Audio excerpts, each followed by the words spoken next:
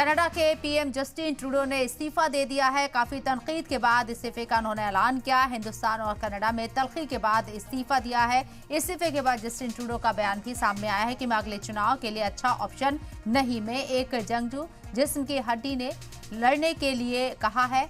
और ट्रूडो ने यह बयान दिया है 24 मार्च तक सस्पेंड रहेगा सदन, नहीं बन सकता सबसे अच्छा ऑप्शन। उन्होंने इस बात का भी जिक्र किया है। वाज़ेह रहे कि हिंदुस्तान के साथ तलखी कनाडा की लगातार बढ़ती जा रही है। जस्टिन ट्रूडो के जरिए जिस तरीके से यहाँ पर खालिस्तानियों की हिमायत करने के इल्जाम लगे हैं या हिंदुस्तान के ऊपर ज़बानी हमले करने के इल्जाम लगे हैं, उसके बाद से जो रिलेशनशिप है कनाडा की और इंडिया की उसमें तलखी भी देखी गई और कई मरतबा यहाँ कुछ सख्त एक्शन भी लेते हुए नजर आए दोनों तरफ से लीडरान।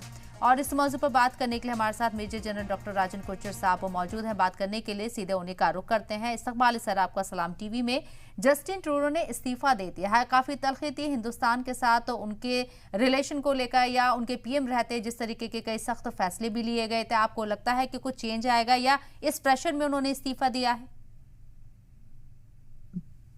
जी, आई थिंक देर आए दुरुस्त आए because writing was on the wall.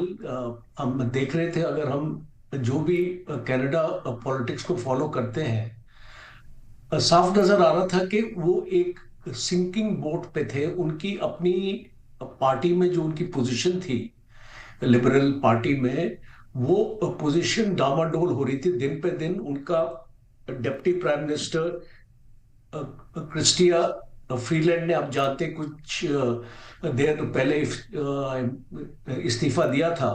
और जो उनकी पॉलिसीज थी गवर्नमेंट की, खास तौर पे इमिग्रेशन को लेके, और जो इन्फ्लेशन रेट भी बढ़ रहा था, और जगमीत सिंह जो न्यू डेमोक्रेटिक पार्टी के लीडर थे,